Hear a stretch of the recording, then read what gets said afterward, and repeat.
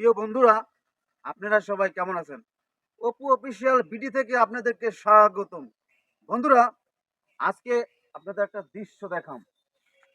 আমরা যে মাঝে মাঝে বলি যে আমাদের দেশের কোনো মা বাবা নাই। চিন্তা করছেন, এই যে একটা সড়ক, এই একটা সড়ক গেছে পশ্চিমে, এরপরে এই একটা সড়ক গেছে পূবে। দেখেন এই যে রাস্তাটা কিভাবে ভাঙ্গে রয়েছে, আজকে কতটা দিন। এখান থেকে মনে করেন আপনার ছেলে সন্তান যায়, আমার ছেলে সন্তান যায়, এবং কত মানুষই আসা যাওয়া করে। কিন্তু দেখেন কি একটা অ্যাক্সিডেন্ট হয়ে বয়ে রয়েছে।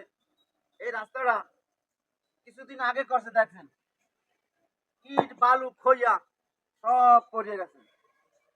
দেখার মতো। আমরা যদি এদিকে একটু ঘুরাই, এদিকে একটু যদি ঘুরাই, দেখেন এই যে এই জায়গায় ভাঙ্গা চেত্রায় ভেত্রায় রয়েছে।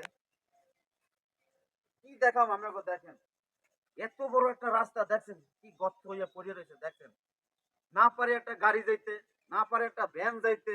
হ্যাঁ, আচ্ছা রাত বিকালে যদি কোনো মানুষ যদি গাড়ি নিয়ে আসে, যদি হঠাৎ করে পড়িয়া যায়, হ্যাঁ, এই যে দুর্ঘটনা, এর দায়ী ভাই কারা নেবে? এই জন্যই আমরা বলি মাঝে মাঝে ভিডিওতে যে আসলে আমাগো দেশের কোনো মা বাবা নাই। যদি মা বাবা থাকতো তাহলে দেখেন কত বড় একটা খাল আছে এই সাইডে। হ্যাঁ, এরপরে এই যে রাস্তাটা কত ফুট চড়া, কিন্তু এই রাস্তাটা মনে করেন একটা শাখা রোড।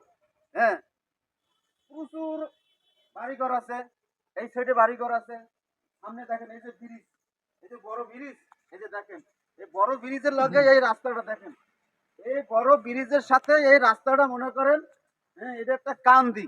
হ্যাঁ, এই কান্দির মনে করেন মেইন রাস্তা হয়েছে এইটা মহল্লার ভিতরে ঢোকার। আর চিন্তা করেন সেই মহল্লার রাস্তাটাই মনে করেন এইভাবে ভাঙ্গিয়া পড়ে রয়েছে।